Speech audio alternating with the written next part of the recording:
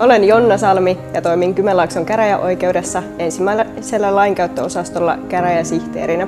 Valmistuin vuonna 2023 oikeustradenomiksi Kaakkois-Suomen ammattikorkeakoulu XAMKista.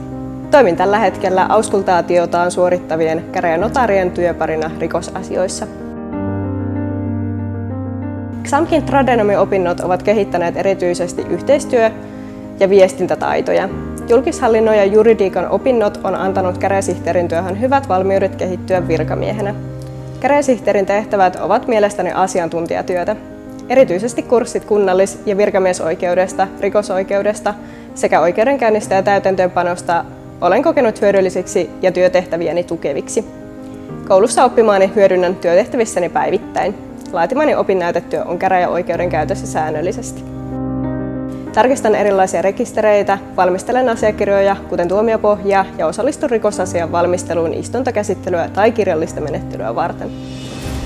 Toimin istunnoissa myös pöytäkirjaajana ja huolehdin istunnon jälkitoimista ja asiakirjojen seulomisesta arkistoa varten. Tehtäviini kuuluu myös asiakaspalvelu. Käytännössä näen käsiteltävänä olevan rikosasian koko elinkaaren.